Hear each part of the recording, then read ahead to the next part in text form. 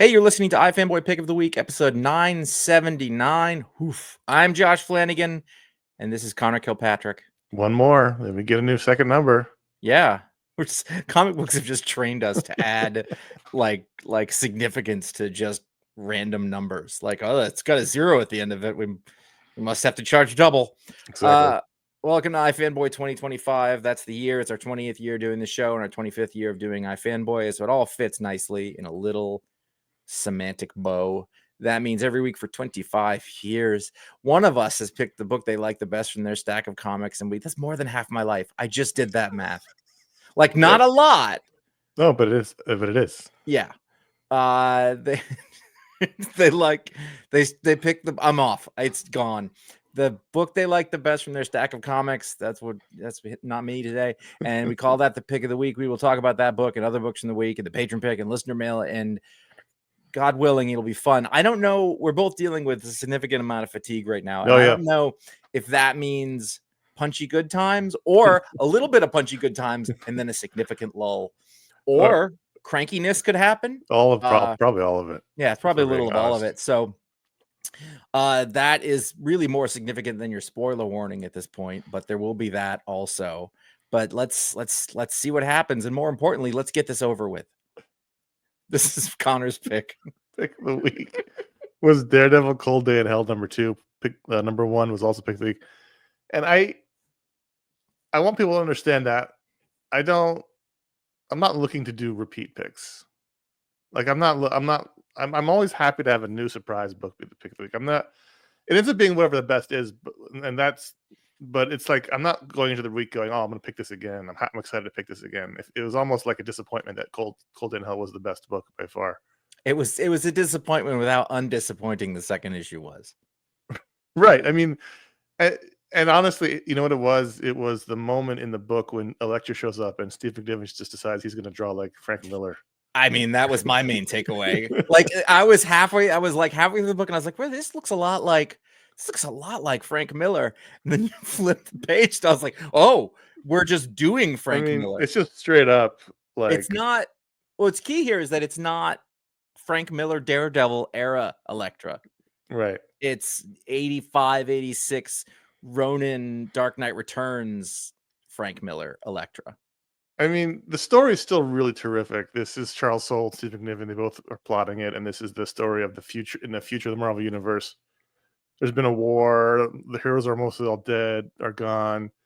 I want to say elderly, but older Matt Murdock got his powers back in the last issue. But in this issue, we find out they're fading quickly, so he's got to do as much good as he can before they're gone. How old is he supposed to be, do you think? I don't know. I mean, look how old Foggy is. I mean, yeah, right. So there was that. Foggy's pretty old. Like, he looks in the like a hard 70. And maybe that's what he is. And they say, well, somebody says like, you look 100, old man, and he's like, not quite. And I was like, is he 80? I don't think 80. That. Let's say 70. And he's been keeping in shape. Okay. Does he's 70 like Scott count? Glenn, wiry and strong. Yeah. And so then in this issue, it's the aftermath of Captain America getting killed in the first issue, and he's running down leads, but the main thing is that in the middle of he sees Foggy. They have a really nice conversation with Foggy with 16 panel grid on the page, and although they're showing his powers are fading, but that would imply he can see.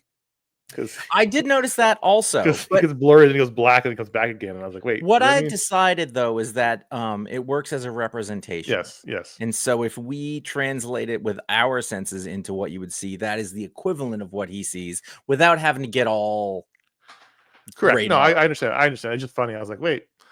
I liked it, though. So he ends up confronting this gang he uses his Daredevil powers to track them down, and he doesn't know that this is Bullseye's gang, and he doesn't know that Bullseye has a very fucked up Frank Castle, and I forgot about that. They showed it again. I was like, "Oh right, the Garth Ennis thing." But in the middle of the fight, that's when Elektra shows up, and then the art changes at that point, at least for a little while, to be a lot like how Frank Miller used to draw. And I'm impressed anyway with McNiven. Mm-hmm. I really like his evolved style. I really like the way he draws this book, but then it's always impressive when an artist can ape someone else and do it very convincingly. Yeah, and there's a fine, fuzzy, I think indefinable line Yes. where it works and where it doesn't. And here, like, this guy is going to be somebody that other people will imitate. And so when he's doing, like, look at that cover. I mean, that cover, like, that screams Frank Miller, like everything about it. Yep.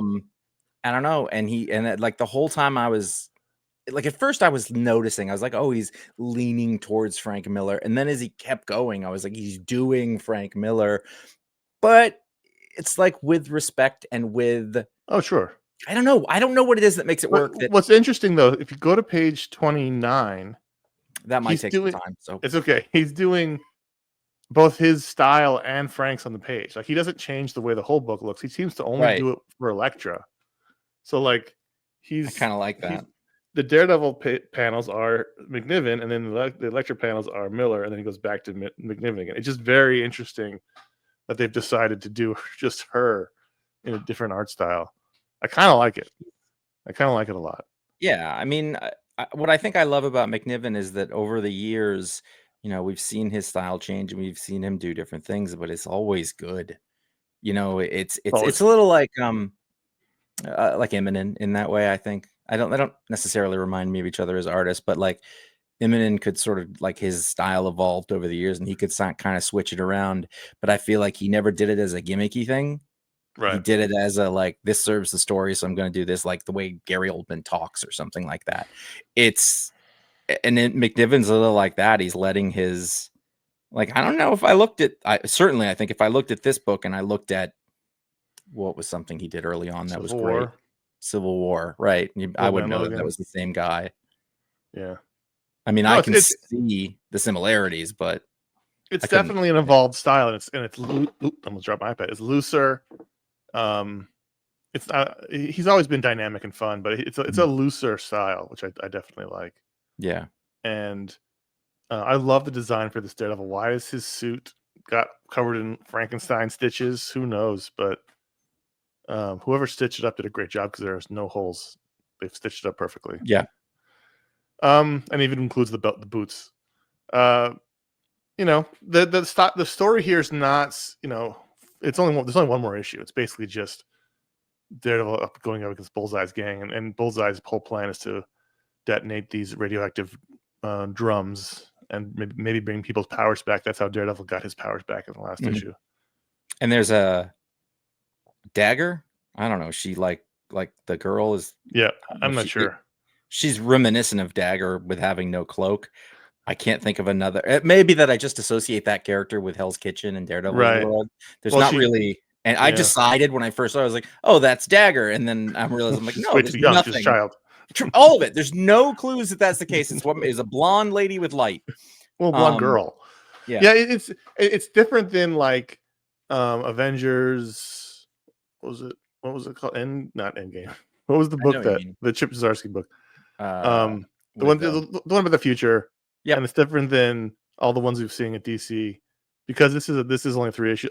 Each issue is double size, so it really is 6 issues. Yeah. But this seems like much more of a focused story than your usual. Let's look at the future universe and all the consequences of it. This is more just about Daredevil. I think it's great.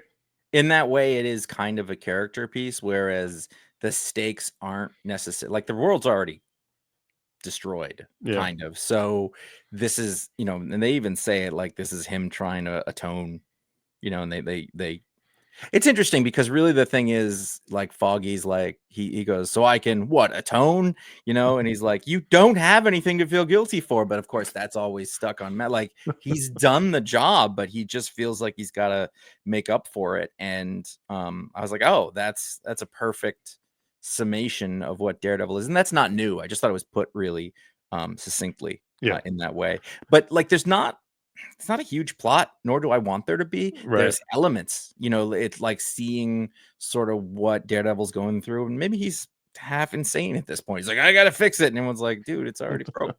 And then you've got that weird Frank Castle thing. Something's gonna come of that. That's a Chekhov's gun toting lunatic. Right. You've got Elektra, like, a lot of elements are put in it, but I like that it's not gonna be that. There's only one issue left. You can't do that much. So like, just tell the story, do the thing with all these amazing visuals. And if I may, go back one more time. There's a bit here where they're at a newsstand or something like that, and there's a headline on the paper, and it's all hand drawn. It looks like Watchmen. It's page 11 that I'm thinking about, and you know the guy is holding the and I just little things like that, man. People don't do this enough times where they make the letterer do that, Right. and it doesn't look like it's part of the scene because it's Correct. this perfectly smooth, clean thing.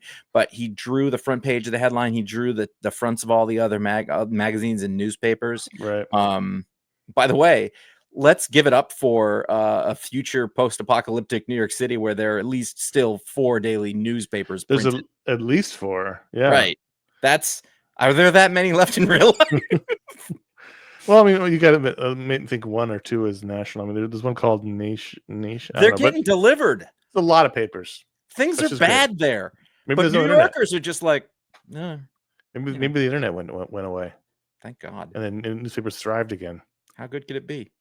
So this is great. If you have not jumped on the Daredevil Cold Day in Hell train, do so, because it's been terrific. 1 issue to go. I assume it's monthly. It's been long enough where I'd forgotten about it a little bit. Yep. And Dean White on colors, by the way, just like. And this issue, apparently, last issue, McNiven colored it. And they said it was in the essay in the back, and they said that took too long. Right. too much work. So they brought in Dean White, and he's so good. And I didn't even notice. I mean, I didn't either, but just I did notice, like, I mean, in a good way. Like it wasn't like suddenly like who, right? Like he kept the look of the books consistent. But what I did notice is the way that the red pops off the page when it's in the contrast of whatever the background color is and the light, and it's it's a guy doing his job, like that's the job, and he just did it perfectly. So Now, I did think hard about Absolute Wonder Woman number 8, start of a new story arc. I think if there, and this is ironic considering what we just talked about, if there'd been slightly more story in this issue, it might have been the pick of the week. But I thought this was like another Hayden Sherman tour de force. We just had a 2-issue arc where he would, he took a break, and now he's back, and it's just this is such an innovative book in so many ways, and not the least of which is all these insane Hayden Sherman layouts, which I shouldn't like, but I do. Especially the 2-page spread where she prays her Fortress of Solitude into existence, and we see all the stones coming together, and then we turn the page and we see what the result is. Like, it's just doing incredible work here. It's absolutely incredible. At that. Look at that when they're inside, and it's sort of like that MC Escher is moving in one of those clamshell amphitheater things. Right. It's a great. I mean, this is a great book. And this arc, this is a very good start to the new arc, and I'm trying to think. She is now back from her. I guess that 2-issue arc was a flashback, wasn't it, or something? I'm gonna tell you right now, I have no recollection of what we liked it. Remember the whole thing about the? I'm not denying that there was like a parable. It was all taking place like with the gods. Anyway. The first arc's over. She fought. I literally don't remember. It's fine. We liked it though. I believe I've liked this all the way through. So here she's sending out a bunch of pigeons to find the Amazons. That was fun. And then she's built her base. She's got her team, which is Great Gatsby Steve. Is it Steve? Yeah, Steve. I was going to say Steve Rogers. I'm also very tired. I was about to say Steve Trevor, and then I was like, that's not right. It is right. And then I was like, wait, it is right. Steve Trevor and Etta Candy and Etta's sister, and then the annoying doctor who really is going to be a problem, Barbara Minerva, who becomes a villain later, at least in the regular DCU. They're sort of her squad. They all at her base, and she's talking about having to find the Amazons again. Meanwhile, this is all this is very much a setup to this arc issue in which we see Dr. Poison is being used. Can I say that the design on that lady, what's made of gas, is fantastic. That is such a good design. It is great. Like a gas enclosure for a what is more or less who's the character? Is it Forlom? No, is it Zuckus? Zuckus. Well, remember they changed the names on us. The names in our heads are not necessarily the right ones, but Zuckus is what we. Well, that's hey buddy, that's Zuckus. Zuckus now. Zuckus forever. Zuckus forever. I didn't mean to invoke the George Wallace segregation speech there. My bad. Zuckus, yeah, Zuckus. Yes. Yeah. Yeah. He's made a gas. Say what you will about ancillary materials, but I don't know that I've ever been provided with more joy than I have. He was Forlom, and then he became Zuckus. Isn't Forlom the droid? Well, they changed they swapped I think originally what happened was the names were given to the wrong toys. And then they swapped them back. So I think originally Zuckus was the droid and Forlom was Zuckus, and they switched. Yeah, that doesn't make sense. It doesn't. Somebody should have caught that. Tales from Mos Eisley Cantina and Tales of the Bounty Hunter are they're the two greatest books ever written. There it is, line in the sand. What about the X-Wing one? No. The rogue They did the story of Malakili, the Rancor Keeper. We found out that Dengar was a swoop racer. I mean, what more do you want? I agree. They're great books. That should have been. They should have when Disney bought Lucas. Somebody should have just said, "Here you go. This is everything you need. Is your roadmap to greatness." Somebody said that, and then the other guy said, "Nope, we're doing whatever we want." And somewhere that dude, has been laid off, and he's just at home going, I told you. He's watching The Last Jedi for the 50th time, and he just is so angry. Just can't. He's hate watching. Like, these books were better. Yep. So this is all set up. So Director Kale, Tim Zahn won't take his calls. Has Dr. Poison working on stuff. Dr. Poison's a lady who's made of gas, but she's in a containment suit for the World War II era. But she shows up at the end to perhaps help Wonder Woman secretly. I mean, this is very much set up, but it's terrific. And this book is, I don't want to say back, but like it's, the last two issues were good, but they weren't like, this is really great when Hayden Sherman draws it. Yeah. Yep. So, I mean, I'm good. And also not what I would think of as I don't know if on paper I would have been like, that's a good choice for an artist, but I would be wrong. And I mean, so often. It's like we always say, Josh was wrong. Yeah. We'll say it all the time. Yeah. When? We're going to take a quick break. Josh is going to think about what he did, and we'll be right back. It wasn't sleep enough. All right, G.I. Joe number 7, Joshua Williamson, new artist, Andrea Milana, these guest artists. I think she's just doing this arc, or he. This was a Beachhead story, and I thought this was almost a better version of what they tried to do with the silent issues. Like this told a really complete sort of silent issue-esque story, and if they'd taken the word balloons off this one would have been a better one, I think. But we meet Beachhead, we meet Lady J, we meet Flint in this issue. Talk about it. Have we not met? I know we hadn't met Beachhead. Because there's a lot of G.I. Joe comics right now. So I get it. It's hard to keep track of which one. I get it. Yeah. At one point, like Beachhead erupts from the sand, and I was like, wow, they're saying he's the beach guy. Yeah. He fights on the beach whenever there's beach fighting. He'll fight on the beach when he loves Churchill. Loves him. He was like, he only heard that first part. We'll fight on the beaches. And he was like, we got it anymore. He walked away. He has no idea what the context of the rest of the speech is. Flint's a thick boy.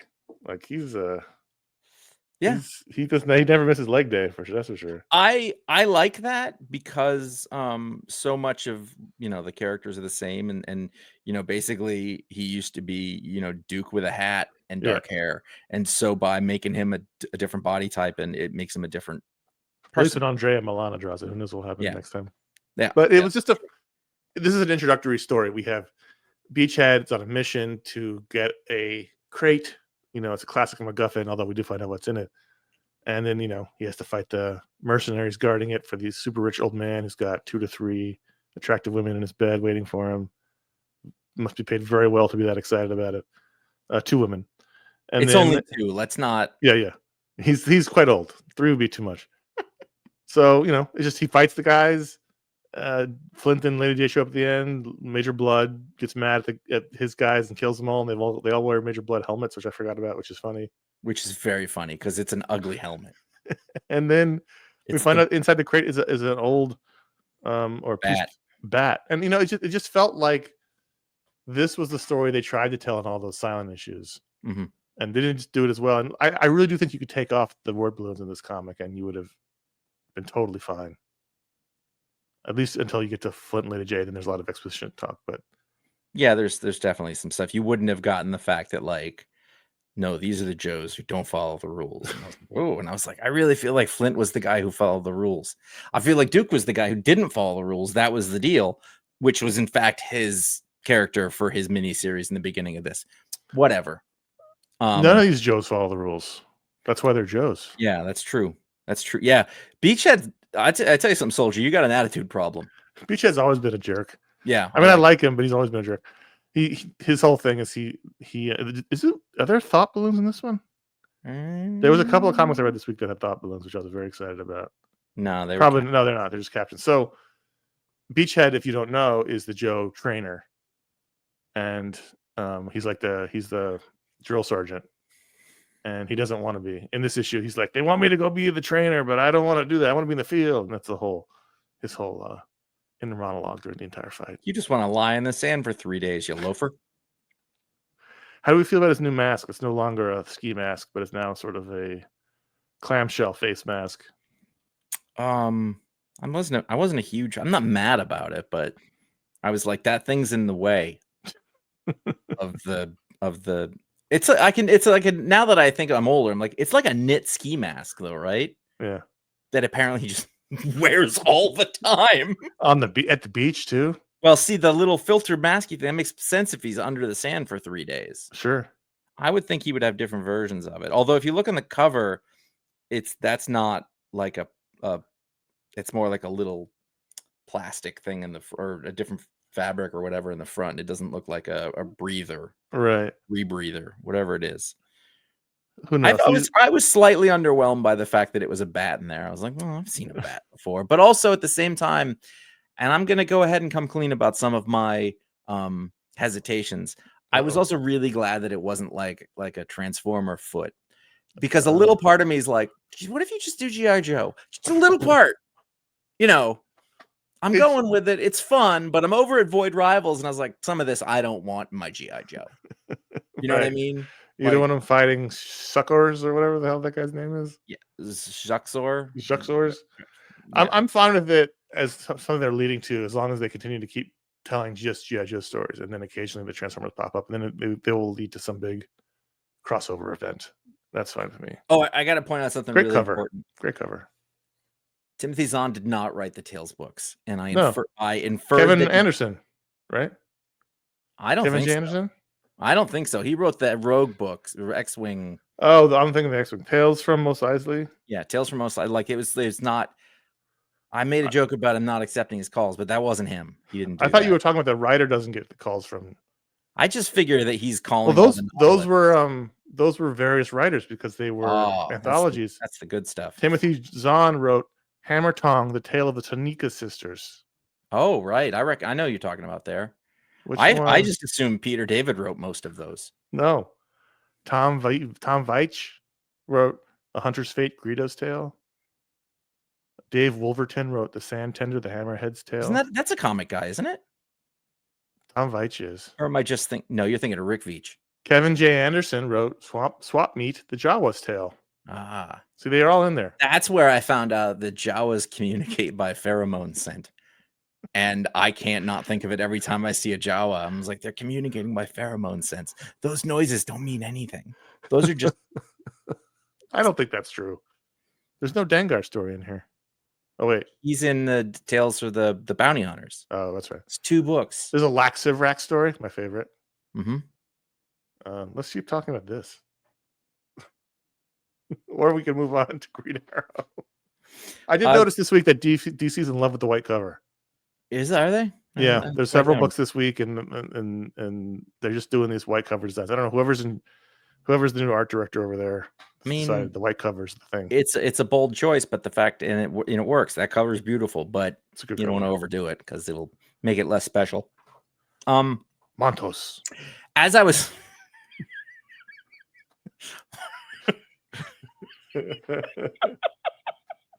I'm on 5 hours sleep. Here's the punchy part. I'm on like my 4th day of 5 hours sleep. I want to die. After the 3-day weekend, I slept so much those days, and then I did too. And then I went it was like for it. 5 hours, and it's like, okay, I'm going to die.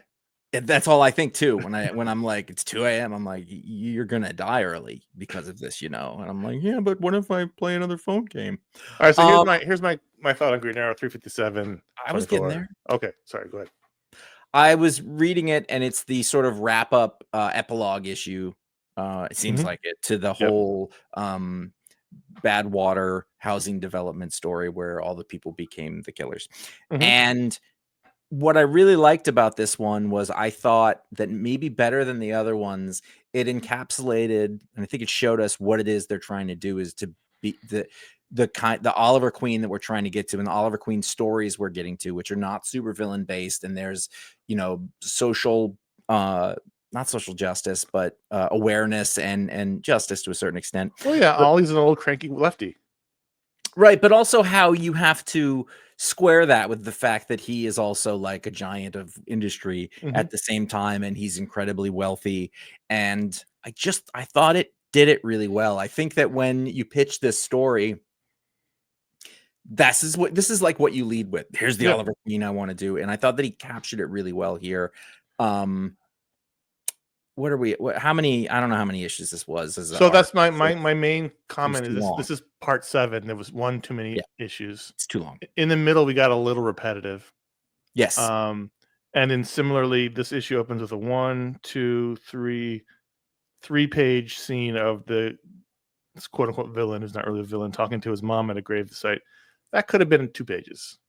I agree. I did really like the scene in the prison, though. I thought everything else was great after that, but I was like, also, okay, and then it was like, okay, you can edit this down a little bit. If you're the lady cop, like I know you have to suspend disbelief, but I was like, that's him, right? Because you spent a lot of time in a car with him. I like Montos a lot. Whoever this Montos is when he's at home is really great. I like the way he draws Oliver Queen. The great face work in this issue. Although there was one janky panel, I have to be fair. It was where is it? Oh, here, page 13, the second panel. But other than that, I thought the art was terrific. So, like, if you think about it, this is Chris Condon is relatively new. To doing mainstream comics and doing an arc. I can't think of. I've seen his name here and there. We've definitely seen him doing not sequential, but like episodic stuff at Image and then at Oni. And this is sort of his first significant arc, I think, on a main big 2 book. As far as I can. And I think that unfortunately for him is that he has to go through his growing pains in front of everybody. And I think that the beginning of the story, like you could see the elements were there, but it was a little wonky. It was a little like him working his way through it. Not a bad job by anything, but I think already we're seeing this improve. Like, he's a great writer. We know that. We know he can do characters and complex characters really well. So I think I thought this was really, really good. I'm glad you read it. Yeah, and I know it started off when you were not on the show, and so I knew you were going to skip it. I know I told you to read it. I think he writes a great Oliver Queen. He really gets the vibe I think that Green Arrow should be going for. Yeah, more than a lot of the other Oliver Queens who are entertaining, but at the same time, I was like, this is the guy this is the heart of this character. I feel like it's Mike Grell-esque, but it has a bit more superhero to it. It's fun. They made a lot of chili. There's 4 of them. There's a gallon of chili per person in that. Chili is Chili's a leftover thing. Chili's better the next day. I know, but they know that. And they made a full. I was about to say that's.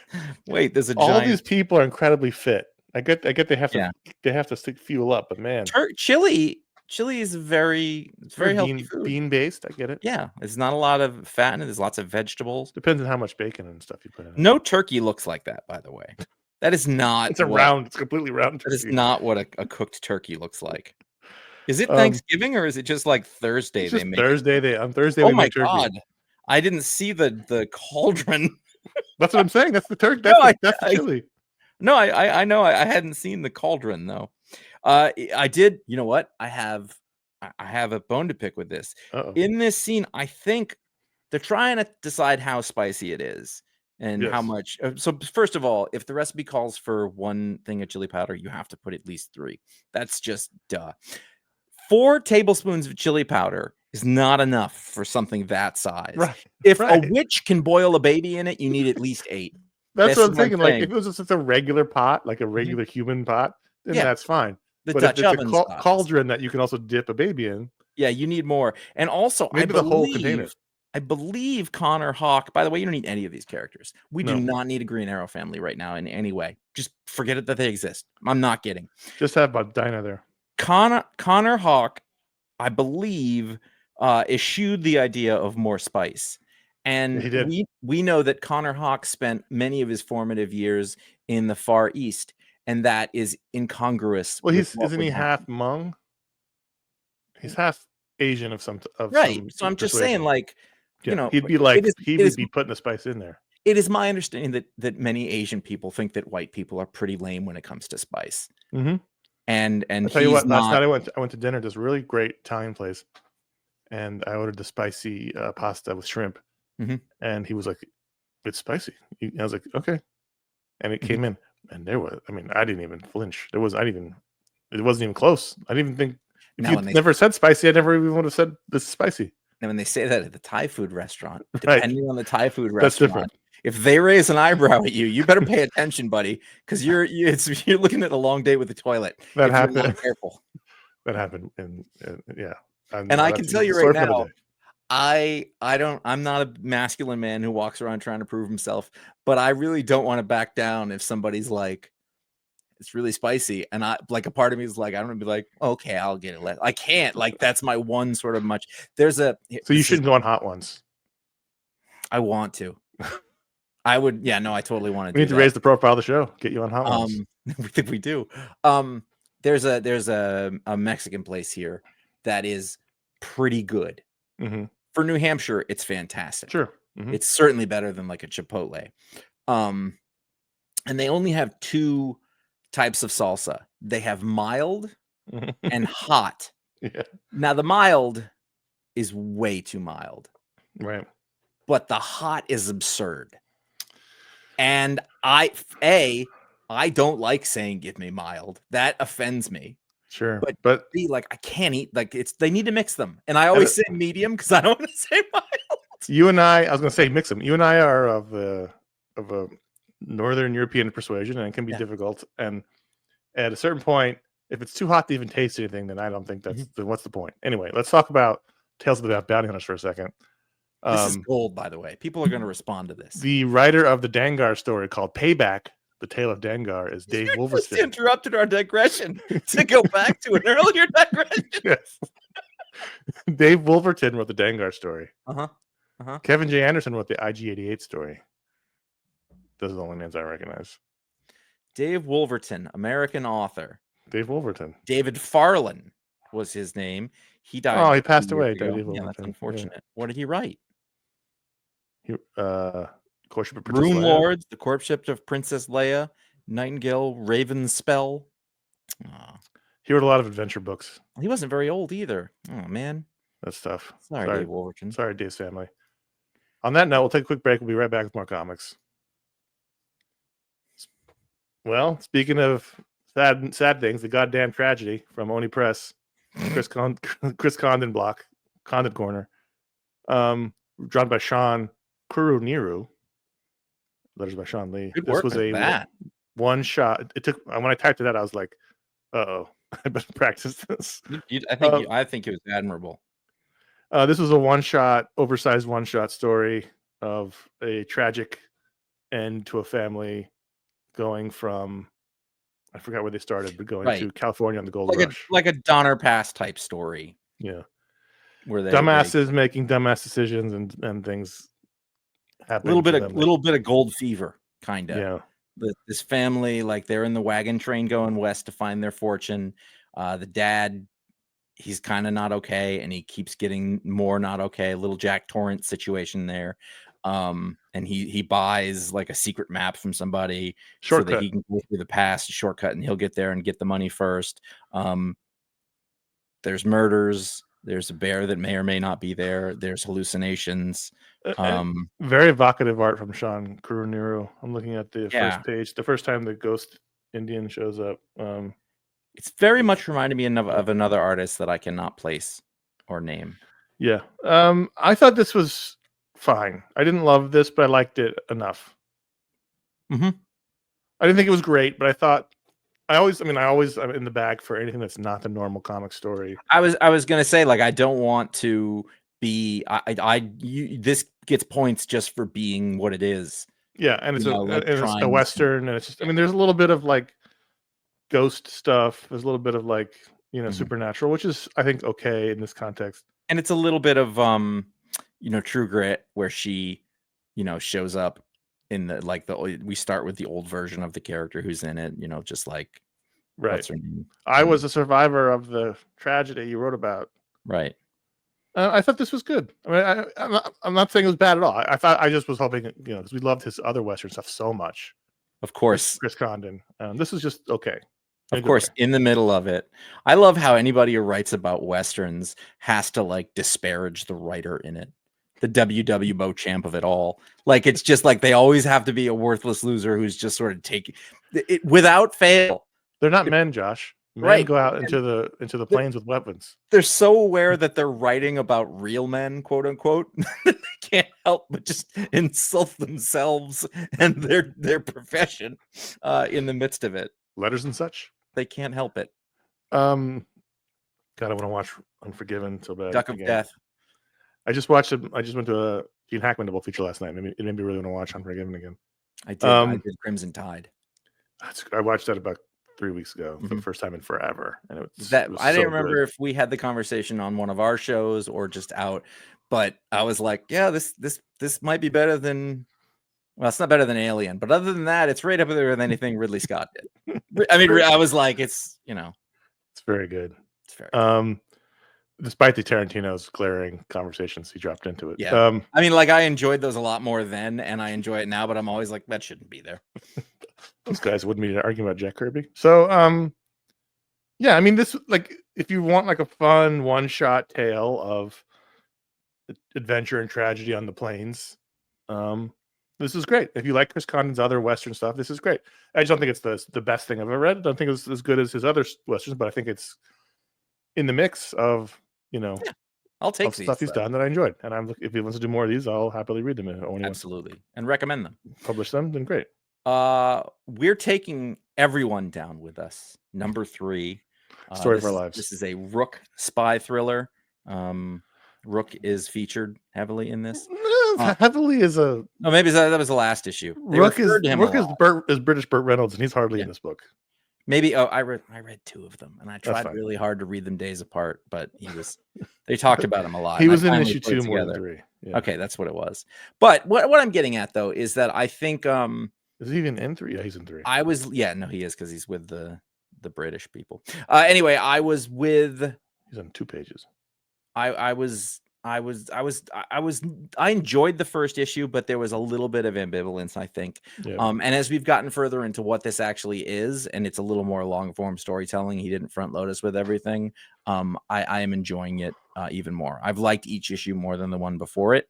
I think a lot of that has to do with Matthew Rosenberg as a writer, whereas a lot of other writers maybe couldn't execute the concept in a way that I would enjoy quite as much. But I like the ascendance of the young woman, and they've sort of hinted like he hasn't had a real daughter. She's probably cloned, and all of a sudden she has all these, sort of abilities. And the fact that, the robot is the dad and he's trying to keep it a secret, and the sort of awkwardness around that. I really enjoyed it. I liked 2 quite a bit, and then I really liked 3 after that. 2 was my favorite. I was on the fence with 1. 2 I quite enjoyed. 3 felt like there were too many ideas in the issue. Felt a little overstuffed, but I felt a little tired after reading it. Now, I'm not saying it was bad. I just was like, oh man, slow down. Yeah. I mean, like, it's a trust the writer thing. Like, okay, get the stuff on the page and then you can run with it. But could go, there's way too many ideas, and what's the furthest place from here? So it's a valid concern. I like it. I haven't decided if I'm going to keep reading it for now. I read what's further place in here for about 10 issues, and I finally couldn't do it anymore. But I like the conceits here. This whole like, it's like James Bond, but to 11. I would say it's more like you've taken like whatever. I mean, it's not a super villain, I guess. Well, in the Rook is spirit the of it. spy Bond character type, and then these guys Yeah. are all like the mega villains that would be in the world Right. fight, and they're fighting each other. That's Right. what I get out of it. So this is Blofeld and whoever. Yeah. And, But they're more super villains than they are Bond villain. Like this but guy I wears just like I a liked mask and like I yeah. liked the point of view of her from the beginning. Is like this is normal to her, so you sort of don't understand who the dad is, Right. you know, until you've been with him some time, and like there's not these people just don't understand us. No, like you're evil, and that makes it interesting, and he's still around anyway. I So like it. I do like it. and it's a little silly. Like it's played like a very serious comic book right up until the point where it isn't. So that takes you by surprise. But again, it works. Yep. Good stuff. Tell the people. Right. Talk about good stuff. You should support good stuff. And one of the good stuff's things. We got to raise the profile. We talked about this earlier. Get Josh on Hot Ones. That's what has to. You just imagine the dip in views that week. What is happening? What happened? We went from 500,000 to 8. iFanboy's listener support is what I'm saying to you. I had a segue and it disappeared. Sorry. Patreon.com/iFanboy. The idea here is that we do this thing. We do it for fun. We probably, we do it we would record it and mail it back and forth to each other if we had to. But if you like it, we really appreciate when you support it. You can go to patreon.com/iFanboy. You can directly support the show. As I said, you can be part of a great community on Discord and Facebook. Vote on the Patron Pick. Get a patron power live on the show and join the monthly patron hangout. On that Discord, I put up like a little hint as to what we were going to do next, and no one mentioned it. They just kept recommending other books. Just saying. Sometimes stuff gets lost in the churn, and you I guess realize you got a hint to the next book. Like I just literally gave it to you.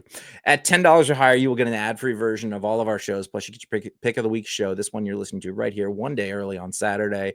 Which, by the way, I think that's great. I'm proud. I think that's a good one. I think that's value.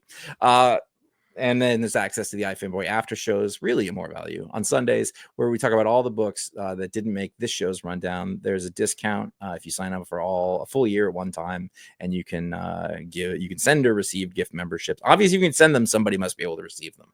That's redundant. Just out to the world, like on pigeons. That's true. Print them out, the code, just send them out. You just throw it out into the ocean, and somebody may not receive it. Right. The message in a bottle. Look, the hit rate on a message in a bottle must be very low. Such as to be like, what is even the point? Patreon.com/iFanboy/gift for more info. Go to iFanboy.threadless.com, our merch store, where we have 22 designs on t-shirts and more. Just had a Memorial Day sale. It's over. I don't know. I'm telling you this now, but I know that I bought some shirts. There are 2 new designs, the iFanboy 2025 designs. There's more coming. There'll be one in July. New one in July. iFanboy.com/support has a PayPal link. If you don't want to deal with any of that stuff, you can work on it that way. There's a little tip jar, sort of. Should you wish. This is not compulsory. Slight shaming. Yeah. I want you to feel like not a lot, a little guilt, just a little. Like, man, I really have enjoyed this a lot for 15 years. I guess I could. It's fine though. Freeloaders. iFanboy.com/Amazon is a general shopping link. If you're not donating, you need to at least use the Amazon link. I think that's not too much to ask, is it? I don't Let the boy shop at Amazon. And then where there's a bookshop.org link, that's because it fit there, and because it is a way that you can order books from local bookstores that are aggregated via that place. We will stick those on the site whenever we have a chance and whenever we're able to. They don't have weekly comics. They don't even have a lot of graphic novels. They don't. But that's what we do. We do what we can. Mm-hmm.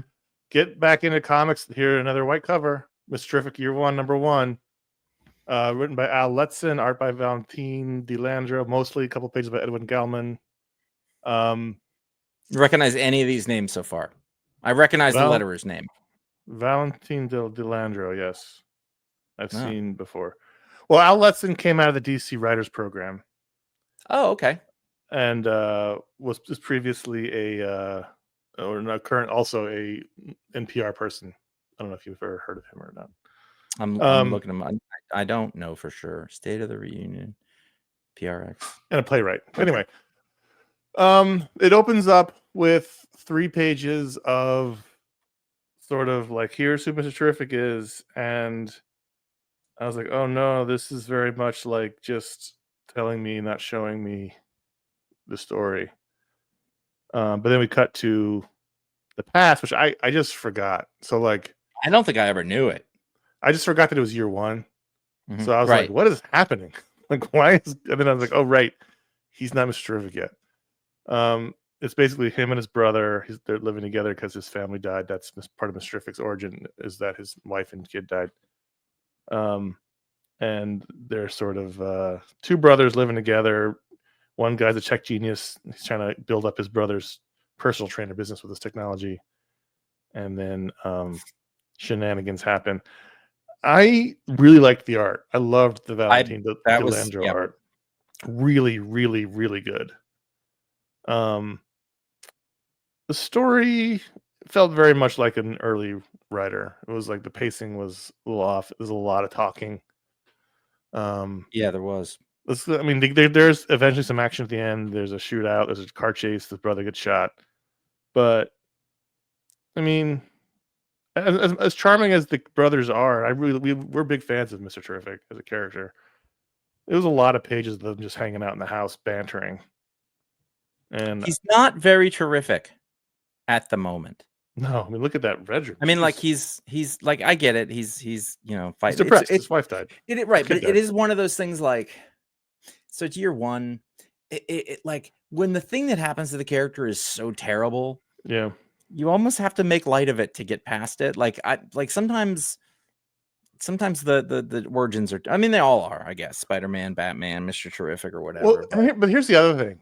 Year one shouldn't be the origin. This isn't Mr. Terrific. Well, it's the beginning. Origin. Oh, I see. Year one is usually they start the story as the character. Like Batman year one, he's already been Batman. Well, that's not true. Fuck, I just hoisted myself my own petard. He does become Batman in Batman year one. Have you ever used the word petard in any other context? I've said hoisted my own petard sometimes. Sure. No. Just the word context. Petard. No. Watch out for your petard there, bud. No. I just invalidated my health. Ignore what I said. Yeah. I don't know. I just felt like they could have gotten the action sooner. I think that you just said what you want. Like I don't like I just wanted to be Mr. Terrific. I think that we could have accomplished. Actually, now that I'm looking, there's not so many pages. Yeah, there's what is it? About 10, 11 pages of moping and establishing, and I think you're right. There's probably 7 pages of there's a double page in there. You're right. Of them, just Yeah, and then he goes to the funeral. Then he goes to the cemetery. More words. The villains don't appear until page 12 of 19, which is on my digital reader. So that's even more pages. I don't need there to be the villain showing up or what, but I think at the beginning, I don't know. Feels like it should be a little more. It's the first issue of a comic book. It's not a cold open of a movie. You have different. It's in a movie, you can do that for 10 minutes because everybody's stuck in the seats. They're gonna go. This is a different form, and it's being written cinematically. And I think that is a thing that people should watch doing. It's hard because he's a playwright, so and there's no rules. But plays tend to be just a lot of dialogue. People on a set, and that's great in a play, but. That's also, I think, when people come to comics from other medium, it is a learned skill. Oh, totally. Everyone goes through it. Even like I specifically had a conversation with Kelly Thompson about this a while ago, where she's like, I'm not super confident on action scenes, and you're just like, I don't know what you were ever worried about. You've got that down, I think this was an okay start, enough that I'm interested to read the whole thing, the art alone, but I think the dialogue was strong. It's just a matter of pacing and blocking the story out better. I think the opportunity here is that I don't think it's a story that a lot of people know, so it's got a real chance to be a new story. And they're clearly pushing him. He's a major character in the Superman movie, so they haven't really done his origin. Like when we read him in the JSA books 20 years ago, he was basically already Mr. Terrific. So he's also like a character who is he's ready to be defined right now. Somebody can make their mark on this character if they want to, and this is the chance to do it. So maybe the book should have been a little more fun. Giant Size X-Men #1. I just want to mention this real quick. This was this is a tribute, both a tribute to the history of the X-Men and how they do that is they're sending Miss Marvel on a time travel journey through the history of the X-Men. In this issue, she goes back to Giant Size X-Men, which was, of course, obviously the start of the new team. The original X-Men team goes missing. Professor Xavier gathers together Wolverine and Colossus and Nightcrawler, Thunderbird and Storm and Banshee. Who am I missing? Anyone? To go find them. Sunfire. To go Thunderbird. I said Thunderbird. So she goes back and she joins that. She's just going through time. What it really seems to be doing is to introduce Kamala's Marvel Cinematic Universe powers to the comics, where in the past she was she could, stretch like Mr. Fantastic, change her body shape, and now they've added in the movie powers, which is where she creates those crystals. She's got those crystal powers. Yeah. So they explain it here in that the Mr. Fantastic powers are her inhuman powers, but her mutant power, her mutant ability is the stuff you see in the movies, which manifests at the end of this issue. I am not annoying, but I'm not willing to say that this character shouldn't have been made into a mutant. I can see why, and I think that it adds a dimension to her that is helpful in a way for keeping her relevant in storylines, because making her an inhuman at the beginning, that's all dropped away. And then they did it only because of the whole Perlmutter Inhumans thing. Right. And so now the Inhumans are basically off the board, which much to both of our probably chagrin. Yeah. And so now they're like, let's make her an X-Men. And we love her. Yeah. And I think that's fair, but I think it would have been, I don't know. I don't think you need to change her power set. Her power set was interesting to see what she could just do with that. Now there's some other completely unrelated thing. It's weird. Yeah, it's weird. And it's all because of the movies. They didn't want to give her the stretchy powers in the movies because too on expensive. On screen it tends to look shitty. Yeah. Like think of every Fantastic Four movie we've seen so far. Hopefully this new one figures it out, but they didn't show a lot of it in the trailer. They were like, right. It was a little they downplay it, and so they gave her the crystal powers that kind of mimic her, like make big crystal fists instead of big, human fists. But I do like her. Like she's the fangirl character, right? She's the Barry Allen, and she's all excited to get an original X-Men uniform. Like I like that part. Good design, by the way. I like that part of the story, and I like her a lot.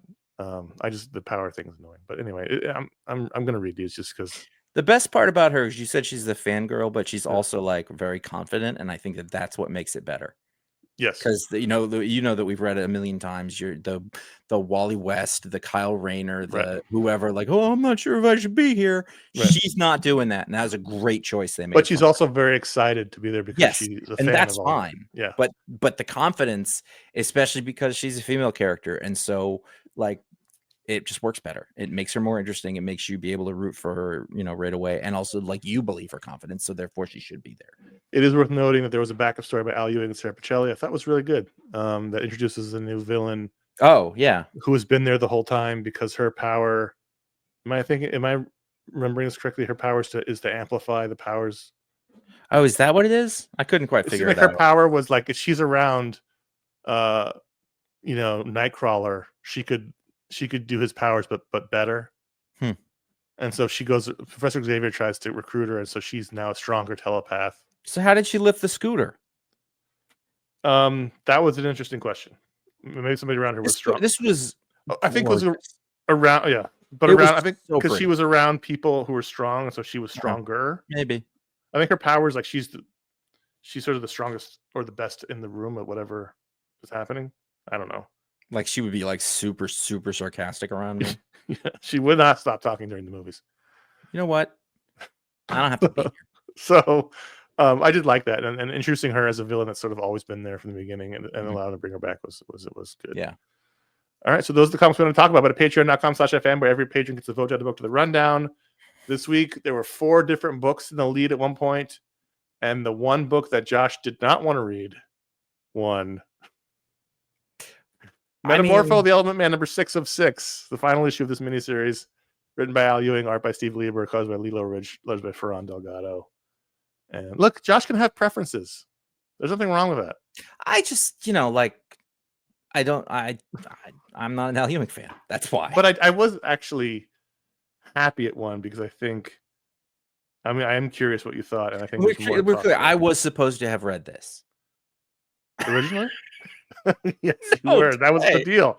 The Patron Pick, you have to read it. Yeah. That's Oh, how it I thought works. it was like It if wasn't a you have suggestion. if you have time. No. Oh, oh shit. If that's the Um, case. I think that I thought about this a lot as I was Yeah. reading it, Mhm. which was only a couple of hours ago, but I literally put in as much time as I could.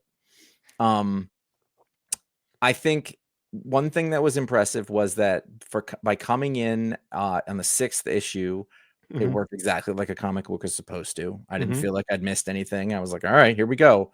I'm on top of this. I don't even have to know the characters to sort of understand the deal. Mhm. Um, Well, it's written like a 60s comic, so oh, you think? it, I've read all 6. I Mhm. know. But it gives you what I'm saying is it gives you the setup at the start of every issue. So you're Right. not coming in like most comics completely in the dark. It's like here's what's happening, here's the stakes, here are the people involved. It even Like gives you this a little almost run. could have been a first issue. Yeah, it gives you a And, rundown of the characters and yeah. like just it gives you everything you need to know.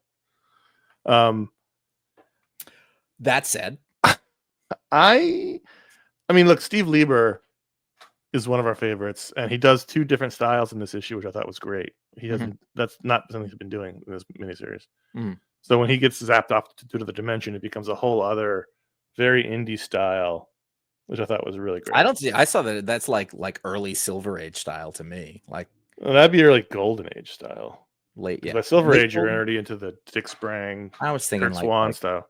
maybe Golden Age somewhere. Um, Old, so I early mean, 50s, latest. I didn't think this was bad. I just thought it was too much.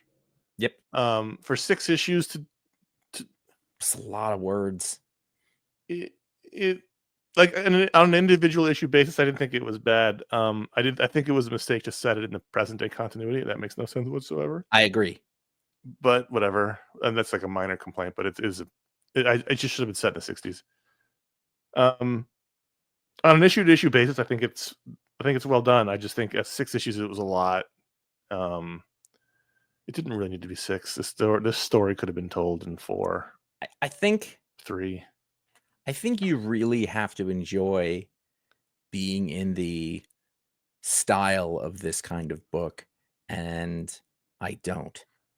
And I don't like I can appreciate it in bits coming and reading things that are pieces of history, but this is just doing an impression of that in a way, and it's so full on the entire time that I found it tiring and somewhat aggravating Mm, because like Stanley invented that. And when you read it, you go, "Oh, this was a thing that he was doing that attracted everybody and it has a context." But out of that context, I don't find it I find it tiresome. well, And being uh, and not always. There are exceptions. There's things that I read are like that, but like this was when you do the little asides when like that's you, dear reader, like that's it was fresh then and it's not anymore. And so it's not clever.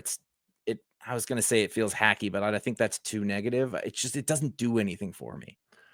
I would just go read the old ones if I wanted that. That's we my really enjoyed the Jimmy Olsen book that Matt Fraction wrote, but that that Steve wasn't done like Lieber also drew, and so clearly, I think the inclusion of Steve Lieber here means they were trying to recapture that feeling. well, they've done that several times. It was with what was the one about the corporation of Right. telemarketers that It they was all got that mad was at? the Who Mark was Russell one yes. where it was the Justice League International, but they were all like down Anyway, out. so my point is just this. Why have we decided that Steve Lieber can only do funny books? He's a goddamn genius masterpiece artist. I don't He know. should be able like I was looking at this and there was just a shot of Superman and there was like, man, let this guy draw Superman for a while. Like he got sort of shoved into this funny guy corner and he's more than that. He's better than the first thing we ever saw him on was Whiteout, which is not at Yeah. all funny. He's a No, fantastic artist. And the he's idea that he great. has to be in the funny comics ghetto is ridiculous. It's like how they put, early on they put Darwin into the Silver Age comics ghetto and it's such a waste. I mean, he's a master storyteller and he is funny, but that doesn't mean that, Yeah. that's the only time we get to see him because they don't make a lot of funny comic books. And the ones they do, 50% funny rate. That's true. I think the best one was Jimmy Olsen, and then it goes down from there. But I don't know. It's really hard to. I mean, technically speaking, we're only talking about this issue, but I've read all of them, so it's hard for me to separate my It's feelings on the fair. entire miniseries versus just the one issue. I mean, but I think the point would be like this issue is like the other ones. It It's what was, I'm but my sort of- feeling is this was a lot. 6 of them was a lot. If I only read one, it might not feel as a lot. It might have still It been a felt lot, like but it a was lot. multiply that feeling by 6. I 36 mean, times. my takeaway here is that I don't think it was bad. I think it was exactly what it was supposed to be. I just didn't want it. Right. That said, gorgeous colors, gorgeous. I don't love Metamorpho as a character. He kind of strikes me as a melty cut rate Ben Grimm, and like he's got that comic book palooka voice that everybody used for the longest time. But at the same time, like he had like a cowboy hat, and like is he supposed to be from the West or is he supposed to be from Brooklyn? I don't know. I don't know. Um, I don't know. but it was what did we did? There was some Metamorpho story we read at some point. You know, I like Metamorpho. I think I you like liked him him as in an the I past. was about to say I like him as an element. I like the idea of it more than the, like I like the one episode of the cartoon that he was in. I like, guess he's a Western guy because he shows up with the cowboy hat and says, well "Pleased to then meet why you." does he talk like that? Is this a Todd McFarlane thing where it doesn't match? Maybe, I don't know. Or in fact a Logan thing where he's a Canadian. Canadian, there's a lot of rural Canadians that talk. Everyone who's in They the rural don't talks like they're sound Texas. like they're from Texas though. I don't know. It's the accent. They just like, it's funny because I think it was just a thing of like all of the comic book writers were from New York City at one point and had never gone anywhere else other than watch movies. And they were like, I guess this is what people sound like. Well, everyone in the movies sounded like that. Right. There's always a character from Brooklyn. So yeah, Metamorpho, I did see. Metamorpho the Element Man, number 6. Ratings out of 5. For this issue only, I enjoyed it. I liked the little bit of art change. I liked Superman's appearance. I liked the way that they wrapped it up. I'm gonna give this issue, not the whole miniseries, but this issue, a 4. And I feel weird saying a number that high, but I think it was well done. I think the art was really good. And I think the story was told well this issue. I wouldn't 3. give the whole miniseries a 4, but I would give this issue a 4. I give it a 3. That's fine. I think that's fair. It I was wasn't- thinking like 3.8, but I was like, I don't know if it's that. It I wasn't don't know. bad. I didn't want it, but No, I know. Everyone knows. but it made me think about why I didn't want it. And I think that was really the answer. Like, I don't want to, there's so many old comic books that I haven't read that if I'm going to do this, I'd rather just go read those. I really, because like that at least has historical context to it. Whereas this, I don't want to go see a band that like is playing like they're in the 50s. There's no point. I'll just listen to Buddy Holly and the Crickets. And I think why I was happy this was the pick was because I thought I was more interested in having this conversation with you than another one. Like in the second place book was X-Men. We just talked about like we wouldn't have had as interesting conversation. I think. True. All right. Patreon.com/iFanboy. Thanks for being a patron. Thanks for voting. If you are one, we appreciate it. But if you're a patron at the $5 or higher level, well, first of all, every patron gets to vote. If you're a patron at $1 a month, you get to vote in the Patron Pick. So thanks for doing that. But if you give it the $5 or higher level, you get the Patron Power live on the show, like Nelson Neuber. Nelson Neuber's Patron Power is that Nelson never needs a password. Did you do that on purpose? Nelson never needs. No, I didn't. But Nelson Neuber never needs. Nelson Neuber never needs a password. Everything just works from an ATM to his email.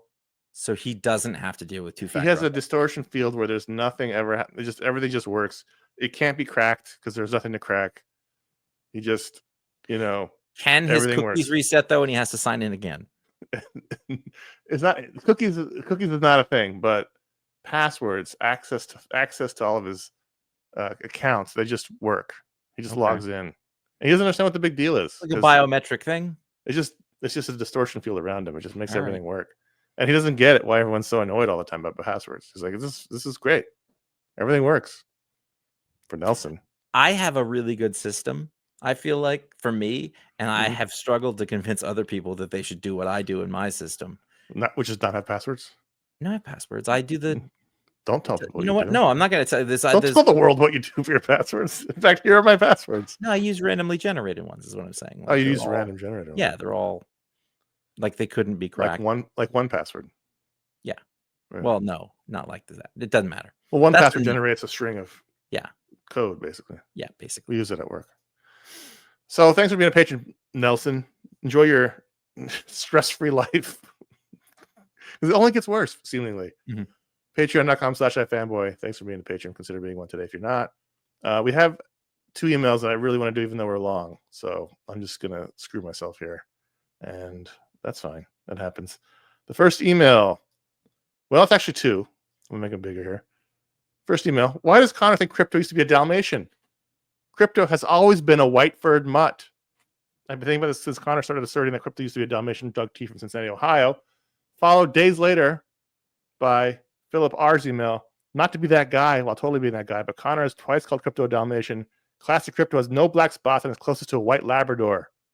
Here is a pet entry. So I really enjoyed these emails coming back to back, in which 2 different breeds of dog were asserted quite vociferously, which just goes to show you that Krypto has been many breeds of dog over the years. And yet none of them have black spots. That I think everyone needs to get over the black spot thing. He's a Kryptonian. It's just what it looks like. I'm pretty sure the distinguishing feature of a Dalmatian is the black spots. Right. That and congenital deafness. No, if you look at, they have big floppy ears like the dog. If you're watching at home, like the dog in the middle, they have longer legs, and the body in the middle is much closer to a Dalmatian than any of the other. I'm going to go ahead and say you're not really a dog person. It doesn't matter. I know what a Dalmatian looks like. And that's, to me, that's a Dalmatian, and that the dogs I grew up with are in the silver Dalmatians. I had a Dalmatian. I'm pretty sure they always had spots. Again, that was a stupid you all need to get over the spots thing. This is a Kryptonian dog. It doesn't necessarily have spots. I'm saying the body type. Anything. Oh, that's a Kryptonian beagle. That doesn't make sense. But it's also not a Kryptonian dog. It's a dog that is being drawn by artists to represent something. So the white-furred mutt is pretty much what it's closest to being. Well, no, that's on the right, and that's only sometimes. It's hardly ever been drawn. Wait. How do you define a mutt? What are you talking about? It's a mix of breeds. It's any mixed breed dog. My dog is shaped like the first 2, but it's brown. She's a mutt. I'm saying the one on the right, if you're watching at home, is the one people are referring to as the mutt dog. What you're listening to right now, dear viewers and listeners, is why I didn't bother challenging his assertion, because he's made up his mind, and there's not a thing you or I can say to change it. This is Krypto to me, and he looks more like a Dalmatian than any other breed that we're talking about. Doesn't look like a Labrador. Doesn't look like a. It's like saying like a white horse. That's an Appaloosa. It's shaped like one. It isn't, because the fur markings are what make it that way. Okay, well, I'm talking about the body shape of the Dalmatian dog. I'm not talking about the color. The hound shape that you're talking about is common to many breeds of dogs, many more than just Dalmatians. Okay. You got an idea of what a Dalmatian is in your head at some point, and you're sticking to it like grim death. It's the dog in the middle. To me, that's a Dalmatian shape, and that's the Krypto I know and love. The Labrador I hardly ever see. The mutt one I hardly ever see. The one in the middle is right, but that's what I'm saying. That's to me a Dalmatian shape. The ears are floppy. Dalmatian that's a hound dog. That's just any hound dog with those ears. Okay, the one thing no one's ever brought up, hound dog. Yeah, that's the one that is the one that he looks like the most. Yeah. But they changed him to look more like the one on the right. That's my whole point. That's true, but here's the thing: all dogs are good dogs. Again, we had this conversation last time. All dogs are bad dogs. All dogs are good dogs. All dogs are an absolute good. You did something. It's either your ancestors to make that you couldn't find the absolute love and enjoyment of dogs. I don't know what you did. You may not either, but this is your retribution. I do know that my house smells great. And I know everyone else's with dogs smells horrible. Let's move on. Yeah, you've got nose deafness now to your house. I'm telling you. You don't know. No one who owns a dog can smell the house because I've had external. We've had external confirmation about it. I don't like. There are dogs that smell. I actually don't like that kind of dog smell. I know what you're talking about because my grandmother's house, she'd always smell like that. I got dogs that don't smell for whatever reason. They're just not that kind. They don't have that kind of. What's the fur? It's oily. I don't know. It's something. They have bad breath when they wake up. Do the just next like humans. Read the next one. I've been thinking about this since I read the sad news that Peter David had died. Of all comics writers, I think I may have read more issues written by him than any other. So I found myself sadly pondering which single issue would be the best to read in tribute to his long career. So he'd asked us, what single Peter David issue sticks in your mind as a testament to his titanic talents? Chris M. from Nolens, Louisiana.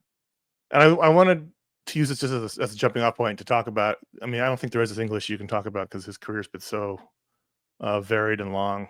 So my answer to Chris's question is there isn't one. But I more just want to talk about because we try to talk about all the major creators that we lose, and this one's hard because he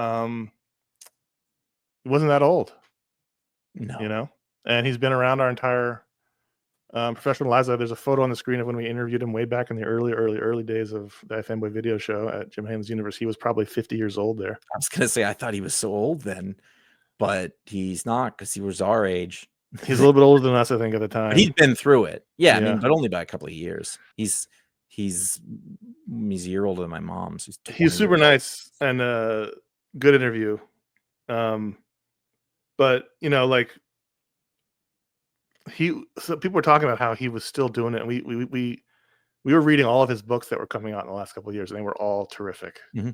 All those Hulk books he did, and all those sort of like going back to his characters, and I'm sure he was doing it because he needed the money for his health problems, but they were all terrific. We talked about this ad nauseum when those books were coming out. He should be writing more. It's not the sad thing, but for me, the sad thing is that I wasn't really reading comics when he was at his Hulk, Aquaman, Apex. I missed all of that, and the Supergirl size, and the size of all of that is I don't know how to go back and read 150, whatever it is, So I really only know him from his reputation and sort of his standing as a guy who has always been there. Sometimes when we start reading comics, people are pretty young and they're we'll look at Mark Waid and be like, he's been around forever. Well, no, he's not much older than us. He's just been doing comics as long as we've been reading them, which is his career. This is sort of like that. But I will say that I first got a taste of that guy, meaning the thing that people liked about him was the X Factor.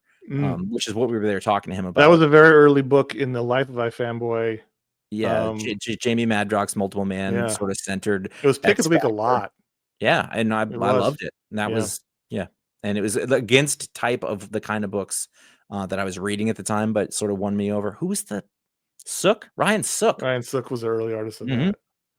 He's an artist who, so not artist. He's a writer who, for people our age, when you started going regularly in the 90s to the comic store, he was everywhere. He was writing Hulk. He was writing Supergirl. He was writing Aquaman in the sort of the middle to late 90s. He was writing. He created Spider-Man 2099, the character who was in the animated movie last, however many years ago that was.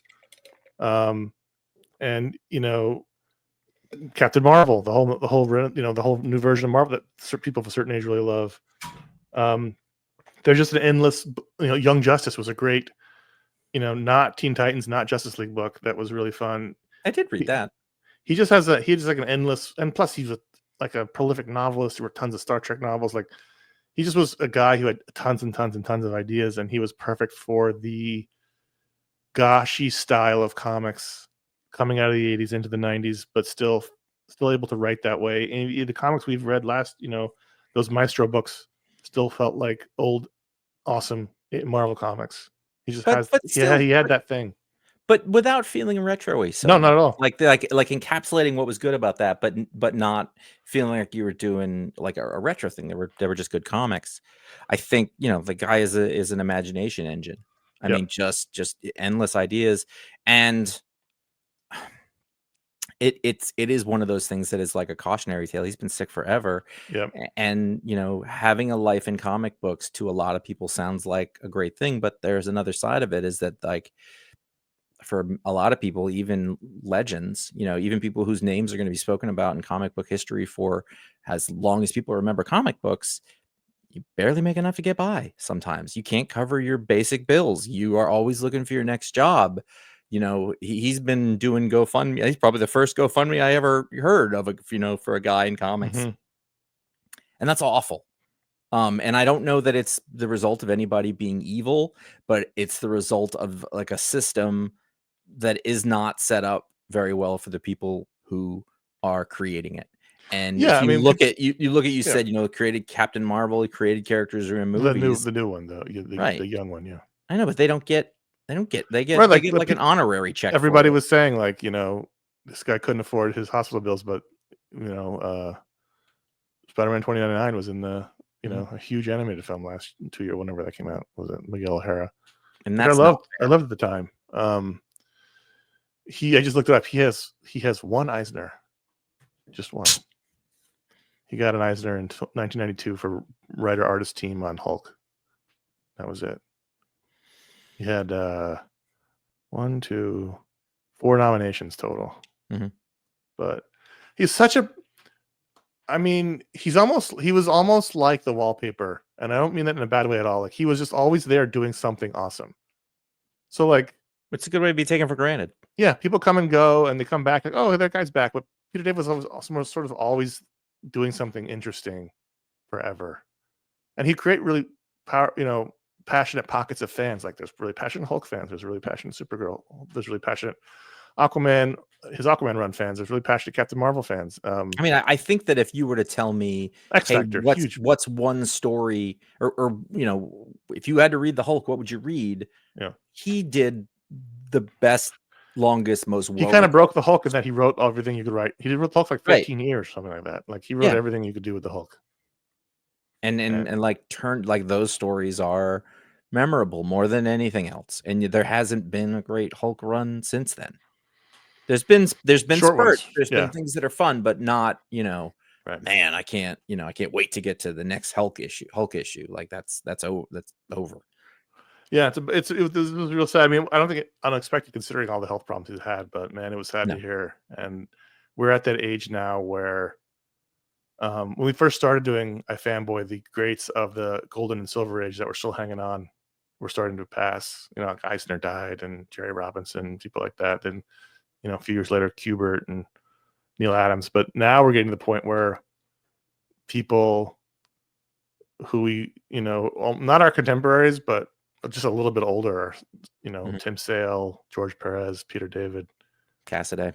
And Perez kind of straddles the line between like the older generation, but so that's just the life, actors, musicians, people you admire that you were just didn't seem that older, but now they're going to start. But I think the thing is that with comic book people, like, it's a tight community. Yeah, but they're also not getting that benefit of being rich or being famous or being like they're appreciated by a bunch of people. And for some people, for most of them, that kind of has to be enough. Dan Jurgens doesn't have a jet. He should have a jet. It should be invisible, or some other, or he should have the one that has the 2 little punching hands sticking out of the front of it. That's the jet he should have. The good news is that what you can say from good news is that there's a metric ton of great work that he leaves behind for people to discover. Yeah, and I've only read parts of that Hulk run. I've always said, if I ever found myself with free time at some point, ironically, I would love to read all the way through his Hulk run. But that's like the number one run I think about. But whenever anybody asks me, like, oh, what run have you read that you want to, I always say Peter David's Hulk. But there's tons and tons of great Peter David books out there, and you can pick up almost any character that you find interesting, and he did it. And if he did it, it's going to be interesting and fun. And so, sad news, but a great life of creative work, not just in comics, but in novels as well. I understand that he had a bright white Dalmatian. He might have. He probably painted it. Or he got it from Krypton, where they don't have spots. Thanks for writing in. We're going to hear from you, contact@ifanboy.com. You can also write to our Media Explode show. You put Media Explode in the subject line. Let's do some quick plugs and get out of here. Several weeks ago, some undetermined number of weeks, we had our special edition review of Thunderbolts, asterisk. 2 weeks ago, we had our Talksplode, Josh's Talksplode with Aubrey Sitterson. This past week, we had our Media Explode show where we ranked the 21st century films of Steven Spielberg, which was fun. It's right behind the show in the feed. And then, so that means coming up is it June now? It is June. Well, the day when this you comes see out, them, it's June it will 1st. be. Yes. So our June Booksplode review is going to be Ronin by Frank Miller. So blame Josh. I have a very old, possibly not cohesive trade paperback, and I have a gigantic absolute book, and I haven't decided. I have an absolute right there. It's just a little too far for me to reach with this headset, but that's what I'll be reading. We don't want to drop that; it'll go through the floor. Yeah, especially this one. So Ronin, if you want to read along with us for our June Booksplode, it's gonna be Ronin by Frank Miller. I'm very excited about this. People asked if we were going to do a Peter David book, but we just did one when we talked about George Perez. We did that Maestro, and we kind of did a lot of time talking about Peter David in that, so we probably won't do it again just because. But it's possible we'll do one later, and then we'll have a media split in June as well. You can find our library of many shows over at ifanboy.com or wherever podcasts are sold, distributed, listened to, downloaded, or otherwise aggregated. You could never miss a show and always find out what the pick of the week is by making sure that you are following us on social media. Social. You guys has got to go to social media. I'm from Texas. iFanboy Comics on Instagram and Threads, ifanboy.com on Blue Sky. Individually, Connor and I are at CS Kilpatrick and Jay Flanagan on Instagram. And we are also featuring, we say former iFanboy writer Jeff Reed, because that sounds like he left or we fired him. It's just we stopped writing anymore. So that's why he was one of our great writers.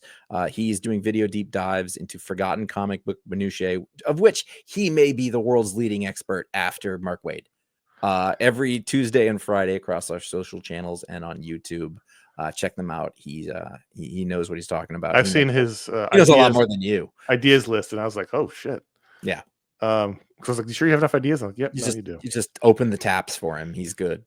Please consider writing a review or leaving a star rating on Apple Podcasts or Spotify, or if you get your podcast, if you're listening on Pocket Cast, you need to be subscribed and have downloaded a few episodes before you can rate it. And you subscribe to our YouTube account, youtube.com/ifanboy. We've hit 5,000 subscribers. Thank you very much. Now just keep subscribing if you haven't done so already. You can watch the video version of this show. That's where you can have seen pictures of dogs earlier.